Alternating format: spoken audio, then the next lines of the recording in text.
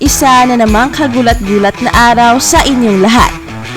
Nothing can stop the Kaiju phenomenon dahil kahit na injured si Kai Sotto ay patuloy pa rin ang kanyang kasikatan sa lahat ng mga social media platforms at pati na sa mga kilalang websites.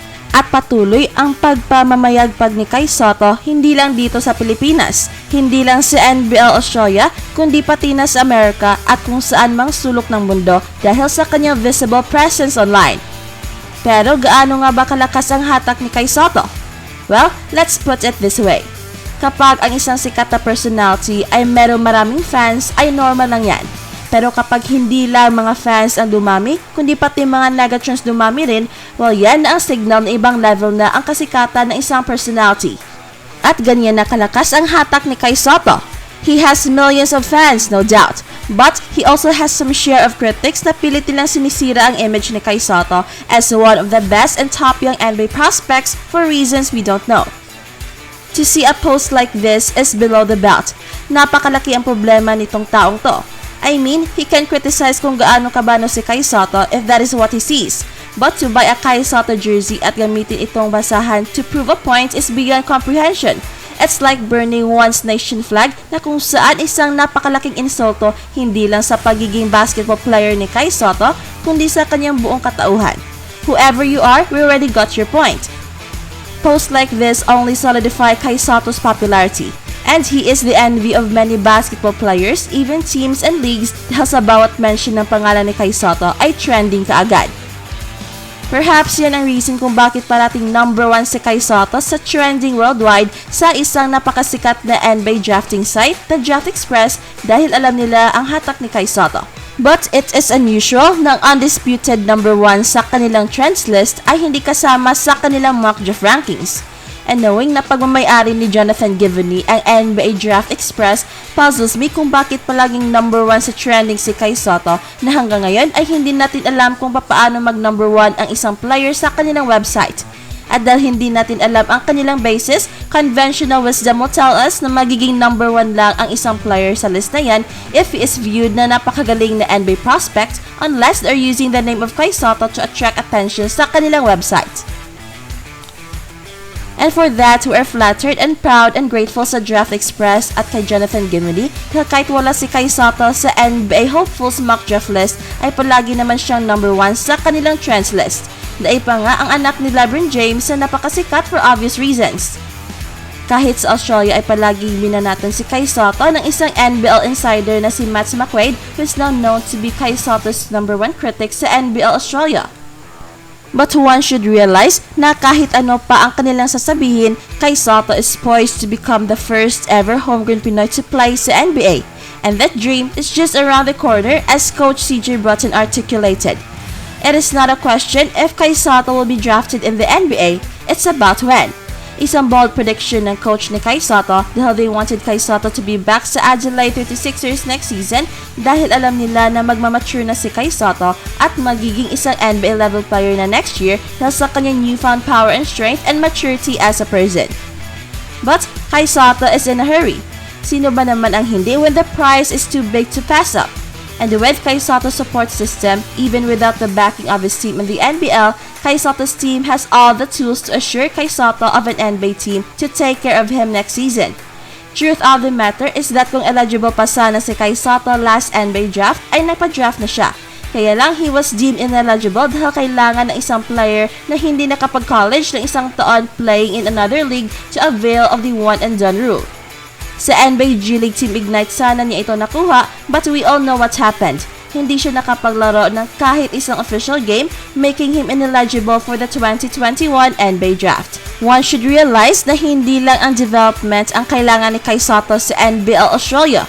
More than his progress, Kai Sotto needs 1 year playing as a professional player dahil ito ang isa sa mga requirements para makonsider siyang isang legit NBA prospect. At dahil limited lang ang playing time ni Kai Sotto sa NBL Australia, there is a risk na bababa ang kanyang draft value.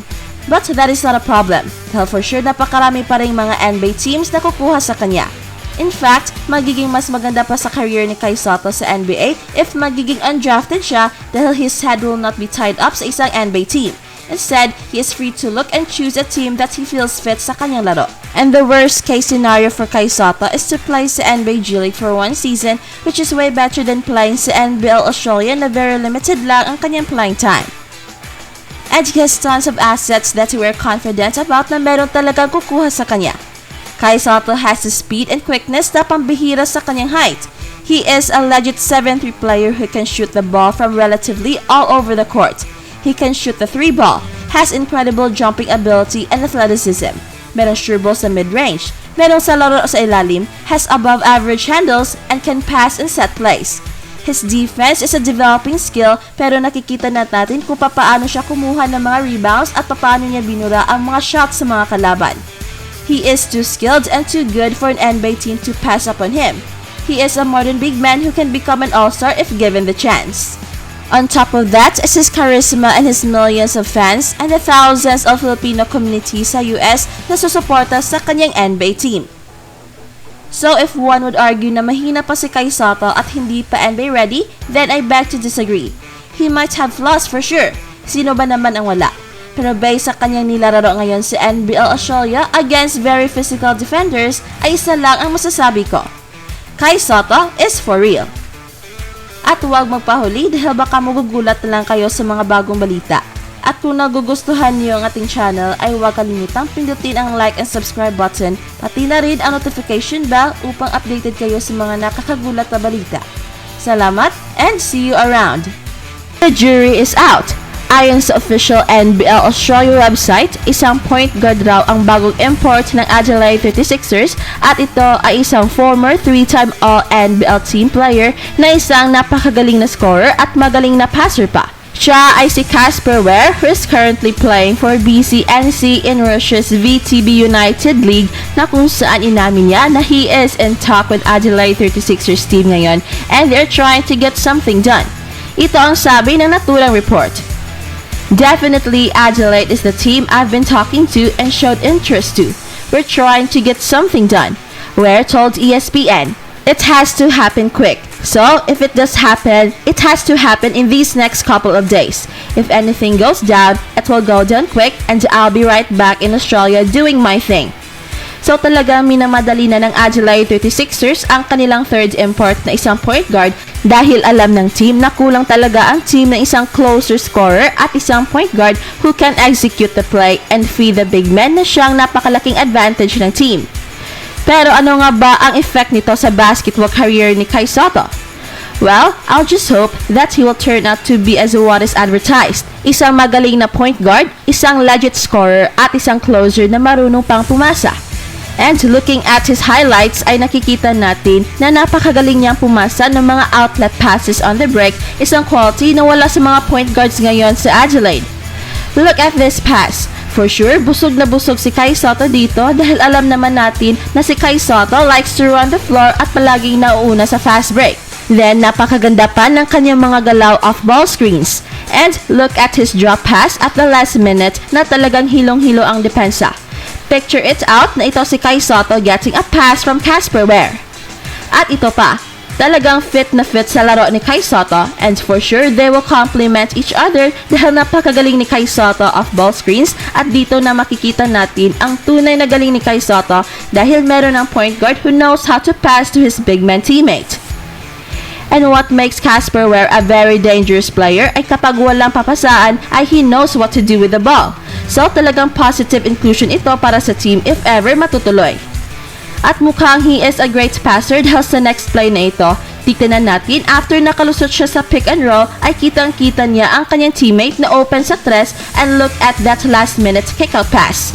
Very impressive at meron pang tira sa tres na kailangan upang magkaroon ng space sa loob ang mga big men ng Adelaide 36ers. Ito na kaya ang hinihintay ni Kai Sotto? Yan ang ating aabangan. Kapag kanilang makukuha si Casper Ware ay tsak malaking pagbabago ito para sa team at siguradong maiiba ang takbo ng kanilang laro. Averaging 16 points per game to lead the team in scoring, Ware has been his usual productive self on the offensive end. But following the Russian invasion of Ukraine, Ware admits concerned family members have been regularly in contact in recent days. Right now, I'm in Siberia, So it's one of the safest places you can be in Russia because it's so far away from everywhere else. As we speak, everything is safe. It's just a matter of being able to get out if you need to. They're cutting off bank transfers and stuff like that, so it's really hard for me to use my card, so I have to adjust to that, he said. At dahil dito ay magiging madali ang kanyang transfer galing sa Russia to Australia dahil sa kaguluhan nangyayari ngayon doon. And with him sa team ay magkakaroon ng bagong pag-asa ang team dahil sa ngayon ay very negative na ang nilalaro ng Adelaide 36ers and it affects na sa performance ng mga players. Nakaka-down talaga kapag nasa bottom standings. Nakakawala ng gana at yan ang subukang punuan ni Casper Ware sa kanyang pagbabalik NBL. I got family members that are sending me new stuff, so I'm seeing what the US is saying. You have that thought of needing to get out of here. 3 of my American teammates already left. I don't like to jump the gun, so I sit down and look at the situation and really get some more information. At siguro naman walang magiging hadlang sa paglalaro ni Casper Ware sa NBL Australia para sa Adelaide 36ers dahil pati ang kanyang team sa Russia ay supportive naman kung sakaling aalis sila ng Russia anytime they want. The club has been supportive through the time with the option to leave on the table. They said it's up to us. Ware said, they have told us they don't know what is going to happen. Something else could pop up, so whatever we want to do, they will get us home if we don't feel safe or comfortable. They've been pretty good with communicating in that way. So wala tayong nakikita problema. Ang importante dito ay gusto niyang maglaro muli sa Adelaide 36ers at the same time ang Adelaide 36ers ay gustong-gusto rin ang kanyang services, so it's a done deal na for me. Bearing any hitches sa kontrata ay siguradong sa susunod na laro ng Adelaide 36ers ay maglalaro na itong bagong import ng Adelaide na si Casper Ware, and this is good news para sa team. Getting out of my comfort zone and having a different challenge. This was a situation to play in one of the best leagues in the world. The VTB has a lot of top players in this league and I want to match up against these players and teams and show what I can do. It was about getting over there and proving people wrong really quick and show them I can play over here. The ball dribbles the same, the ball shoots the same, and I'm the same person. The 36ers are currently 5-11 in NBL 22, sitting in 8th place in the standings. In fact, very clear ang kanyang kagustuhan na makakalaro muli sa NBL because in the event na hindi matutuloy ang kanilang deal with Adelaide, he is still open to give it a try next season. It should be a fun return if it does happen. If not, maybe next year I'll give it a look and see what teams need and see if teams need me.